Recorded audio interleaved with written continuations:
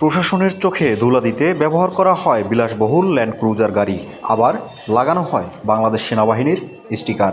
তবে শেষ রক্ষা হলো না। ২৮,০০০ ইয়াবাসহ মাদক পাচারকারীকে গ্রেপ্তার করেছে পুলিশ। ২৩ জুলাই বৃহস্পতিবার রাত ৮:৩০টার দিকে কক্সবাজার কেন্দ্রীয় বাস টার্মিনাল এলাকায় এই অভিযানে ইয়াবার সাথে জব্দ করা হয় ল্যান্ড ক্রুজারটি। গ্রেপ্তার ওবায়দুল হাসান, বগুড়া সদর উপজেলার বাগুপাড়ার মৃত দেলোয়ার রহমানের ছেলে। তিনি বাংলাদেশ সেনাবাহিনীর সাবেক ল্যান্স কর্পোরাল বলে জানিয়েছেন অতিরিক্ত পুলিশ সুপার মাহমুদুল হাসান।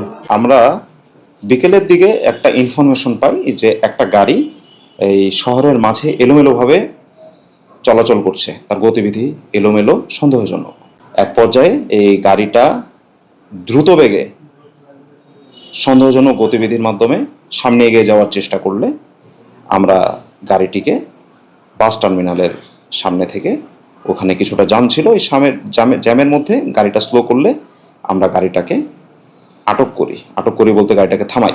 তার পরিচয়টা আমরা নিশ্চিত হওয়ার চেষ্টা করি। কথার এক পর্যায়ে তিনি হঠাৎ করে গাড়িটা দ্রুত বেগে, খুব দ্রুত এক্সিলারেটরের চাপ দিয়ে ২০ থেকে ৩০ গজ সামনে চলে যান। একটা মোটরসাইকেলকে তিনি পেছন থেকে আঘাত করেন।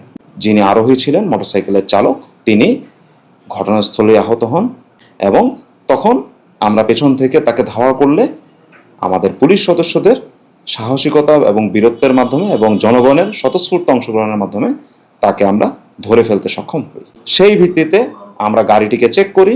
গাড়িটিকে চেক করার পরে বাদবাকি যেই এখান থেকে যেটা হচ্ছে অবৈধ মাদক ইয়াবা, আমরা ধারণা করছি এটা ইয়াবা, দেখতে তাই, গন্ধে তাই, এই ইয়াবাগুলো আমরা জব্দ করি, গাড়িটিকে জব্দ করি, আসামিকে গ্রেফতার করে আমরা এই কক্সবাজার সদর থানায় নিয়ে আসি।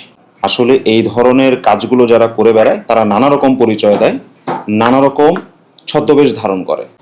নিত্য নৈমিত্তিক নতুন পন্থায় মাদক কারবারিরা কাজ করে যাচ্ছে। একজনই ছিলেন, তিনি ড্রাইভার ছিলেন। এখনো তিনি উবায়দুল বলে নিজেকে পরিচয় দিচ্ছেন।